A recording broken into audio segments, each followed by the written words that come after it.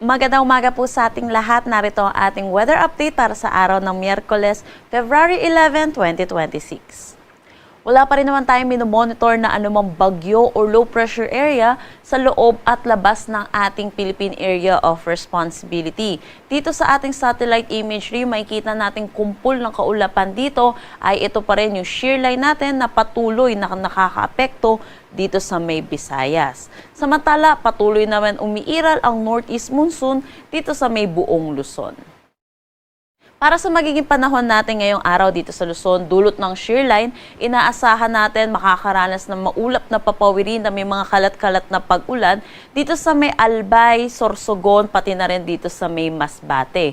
Dulot naman ng northeast monsoon, inaasahan natin ang maulap na papawirin na may mahihinang pag-ulan dito sa may Cagayan Valley, Cordillera Administrative Region, Aurora, pati na rin dito sa may Quezon. Para sa Metro Manila at nalalabing bahagi ng Luzon, inaasahan naman po natin ang bahagya hanggang sa maulap na papawirin na may mga isolated light rains.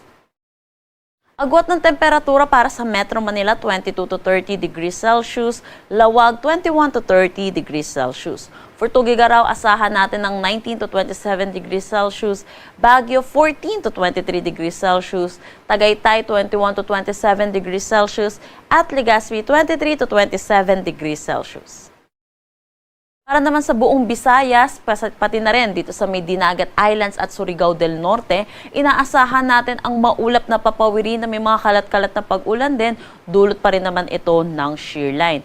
Dito naman sa may Palawan at nalalabing bahagi ng Mindanao, inaasahan natin ang bahagya hanggang sa maulap na papawirin.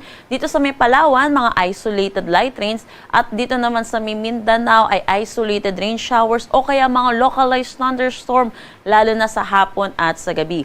Ugaliin po natin i-check ang social media pages ng Pag-asa hinggil sa nilalabas po nating thunderstorm advisory.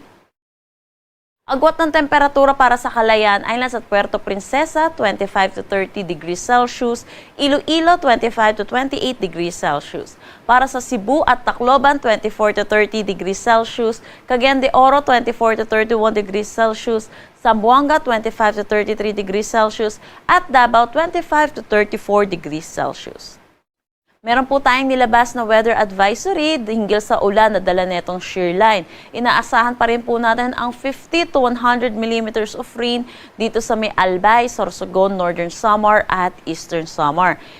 Pinapaalalahanan po natin mga kababayan po natin sa mga nasabi po natin lugar dahil ilang araw na rin po tayo nakakaranas ng mga pag-ulan at saturated na rin ang ating mga kalupaan. So, makakaranas na rin po tayo ng mataas na tsansa ng mga pagguho ng lupa at mga pagbaha. Wala na tayong nakataas na anumang gale warning sa anumang seaboards ng ating bansa. Ang sunrise mamaya ay 6:22 a.m. at ang sunset mamaya ay 5:59 p.m. Para sa karagdagang impormasyon, bisitahin ang aming mga social media pages at ng aming website pag-asa.dost.gov.ph. At yan po muna ang latest dito sa Pag-asa Weather Forecasting Center. Chanel Dominguez po at magandang umaga.